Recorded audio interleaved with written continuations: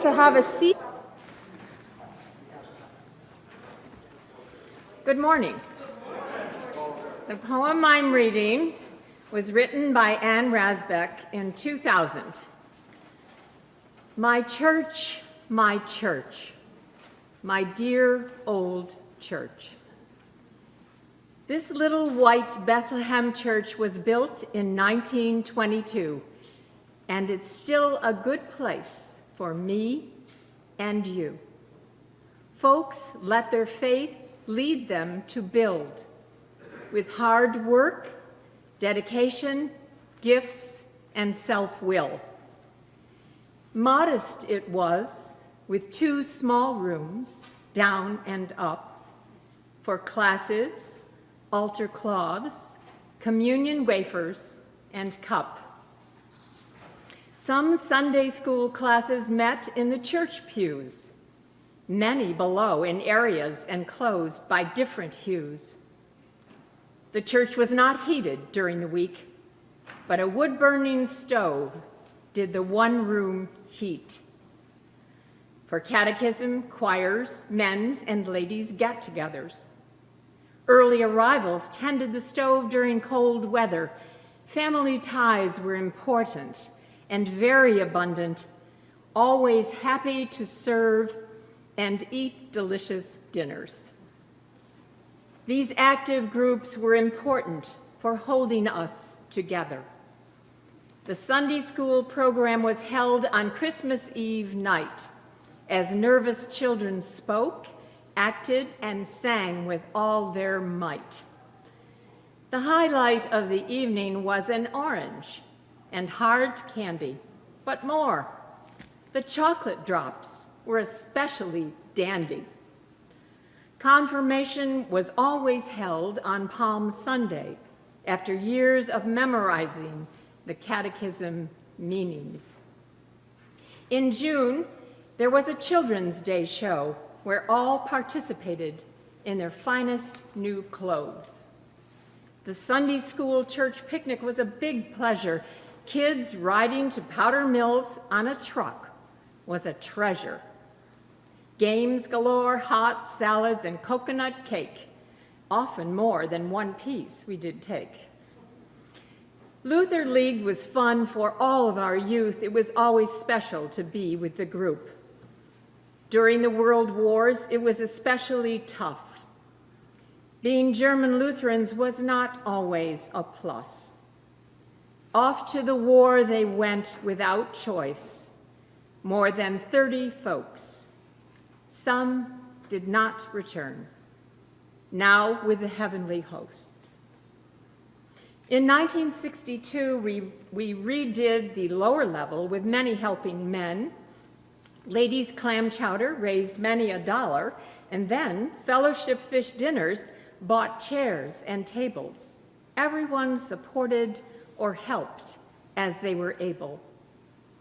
Pastors did come, and some soon went. But at times we had peaked and good messages were sent. God put us to the test, and those who were faithful held this church together for all of the people. 1969 brought new planning, and in 1972 a new Sunday school was added. It's amazing how we'd grown, and folks accepted our tradition. For a few years, things did not always please the members. So folks dropped away, and it was hard, I remember. From 1975 to 77, we did survive without a pastor. It was difficult for all, and almost a disaster. Pastor Garner's arrival in 1977 was our best gift. It was needed to get folks active and worship a lift. It didn't take long to see his special touch, for many got involved, and then there was much activity everywhere. Enthusiasm and attendance was better.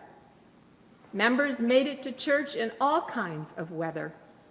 Each year there was plenty that excited us all. Assistance was needed, so we sent a call. Doreen, Craig, and Julie were all fine assistants.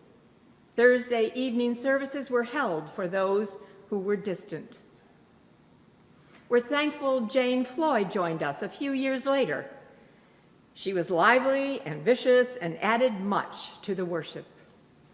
Sunday school was well organized, fine helpers overflowing, youth programs for all ages expanded and growing.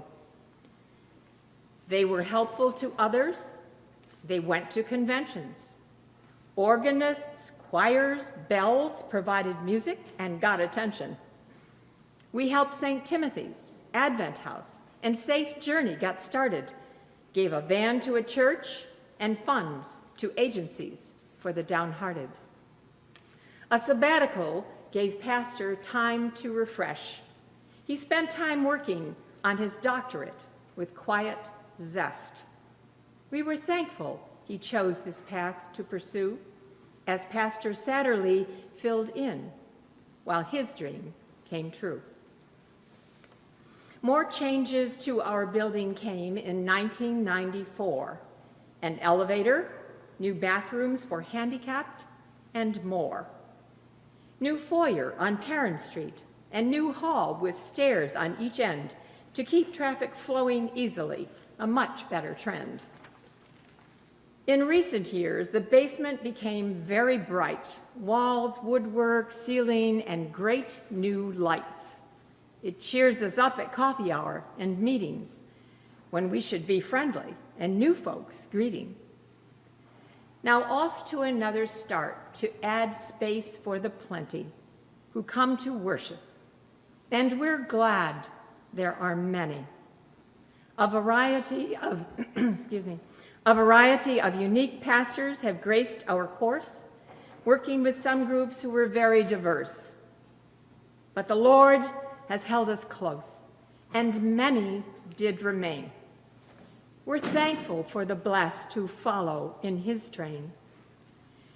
As I read old reports to complete this history poem, I remember each year Pastor Garner kept repeating this tone: greet strangers and say hello to others you do not know. Introduce them to others to help Bethlehem's warmth show.